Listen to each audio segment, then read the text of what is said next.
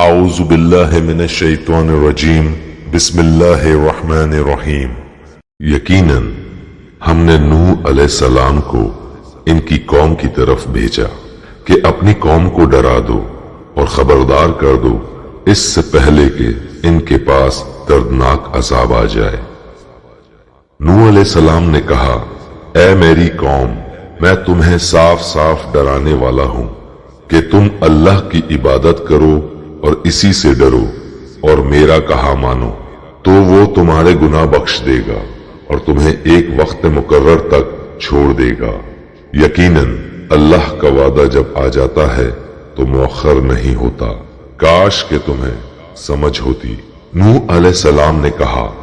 اے میرے پروردگار، میں نے اپنی قوم کو رات دن تیری طرف بلایا ہے، مگر میرے بلانے سے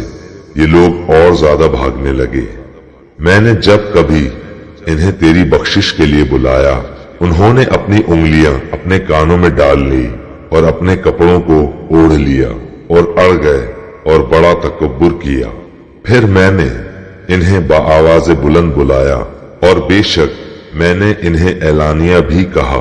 اور چپکے چپکے بھی، اور میں نے کہا، اپنے رب سے اپنے گناہ بخشواؤ اور معافی مانگو، وہ یقیناً بڑا بخشنے والا ہے، اور تم پر آسمان کو خوب برساتا ہوا چھوڑ دے گا اور تمہیں خوب پہ در پہ مال اور اولاد میں ترقی دے گا اور تمہیں باغات دے گا اور تمہارے لیے نہریں نکال دے گا۔ تمہیں کیا ہو گیا ہے کہ تم اللہ کی برتری کا عقیدہ نہیں رکھتے، حالانکہ اس نے تمہیں طرح طرح سے پیدا کیا ہے؟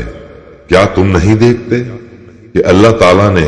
اوپر تلے کس طرح 7 آسمان پیدا کر دیے ہیں اور ان میں چاند کو جگمگاتا بنایا ہے اور سورج کو روشن چراغ بنایا ہے، اور تم کو زمین سے پیدا کیا، پھر تمہیں اسی میں لوٹا لے جائے گا اور پھر نکالے گا، اور تمہارے لیے زمین کو اللہ تعالیٰ نے فرش بنا دیا ہے تاکہ تم اس کی کشادہ راہوں میں چلو پھرو۔ نوح علیہ السلام نے کہا، اے میرے پروردگار، ان لوگوں نے میری تو نافرمانی کی اور ایسوں کی فرما برداری کی جن کے مال و اولاد نے ان کو یقیناً نقصان ہی میں بڑھایا ہے، اور ان لوگوں نے بڑا سخت فریب کیا اور کہا انہوں نے کہ ہرگز اپنے معبودوں کو نہ چھوڑنا، اور نہ ود اور سوا اور یغوث اور یعوق اور نصر کو چھوڑنا، اور انہوں نے بہت سے لوگوں کو گمراہ کیا۔ الہی تو ان ظالموں کی گمراہی اور بڑھا۔ یہ لوگ بسبب اپنے گناہوں کے ڈبو دیے گئے اور جہنم میں پہنچا دیے گئے، اور اللہ کے سوا اپنا کوئی مددگار انہوں نے نہ پایا۔